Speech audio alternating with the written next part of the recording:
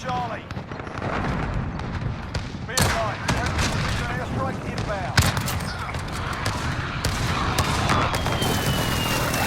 Shooting at you guys.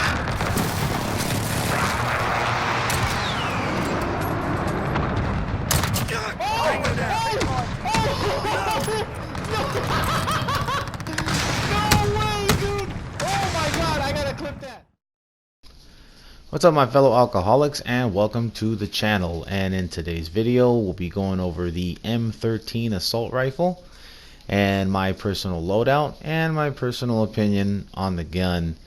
And I gotta tell you, it's not a good opinion. I really didn't enjoy using this gun because I felt like I couldn't find its rightful place in the game. You know, it didn't feel like an AR to me. It didn't feel like an SMG to me, which I'll go over with my personal review of that later. But right now, let's get into the actual setup that I used. So starting with the muzzle, we went with the muzzle brake for the recoil stabilization. And then, of course, the optic, I went with the hollow sight because that's just my personal preference, but you guys can put whatever you want. For the stock, I went with the M13 skeleton stock for all of its pros and only one con: walking movement speed, ADS time. The grip, I went with the stippled grip tape for the ADS time and the sprint to fire time. And for the underbarrel, I went with the Commando foregrip for the recoil stabilization.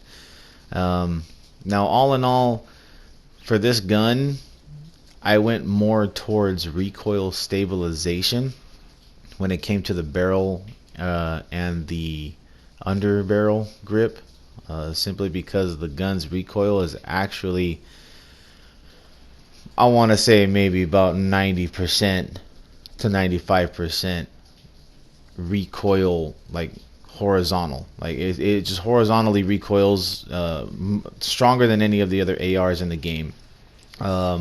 It doesn't have very much vertical recoil, so that's why I did not go for recoil control attachments for it.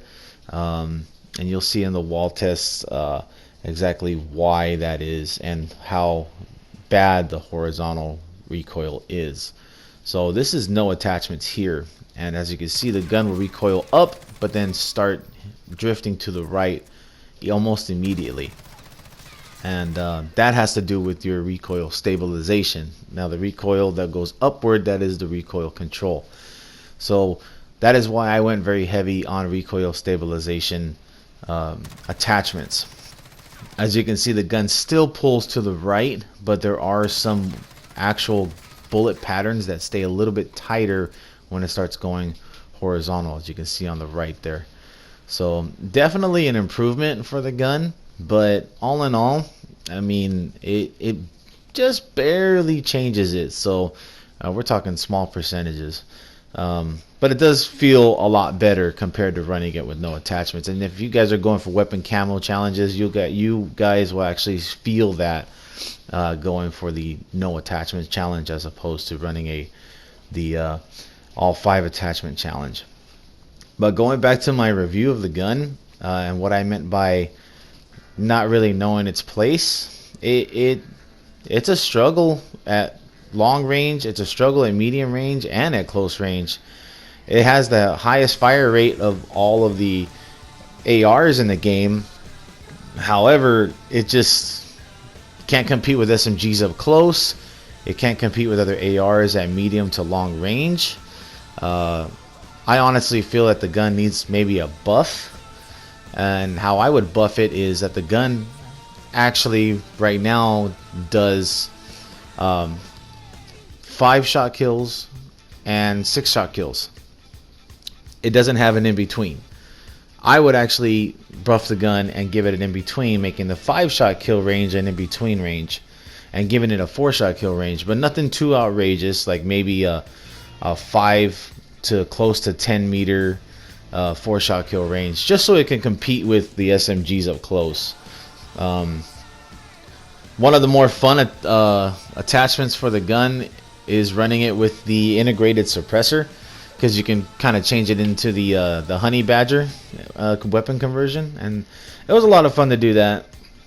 But you don't really get too much of a benefit considering that you're running a suppressor, and it pretty much will keep you off radar if someone has a UAV, or if someone has a above average, you know, headset where they can actually determine if someone's using a suppressor or not. So, but gun was a struggle for me. But that's just my personal opinion. I'm pretty sure other people out there do a lot better with the gun, and that's all power to you. You've mastered the gun pretty well, but I was more or less overjoyed to be done with it. So, but moving on, I hope you guys like this. If you guys do, don't forget the like button and subscribe if you haven't already. And the next weapon we'll be going over will be the SCAR, and my personal loadout and review about that. So hopefully we'll see you guys there. Enjoy the rest of the video, and I'll catch you guys next time.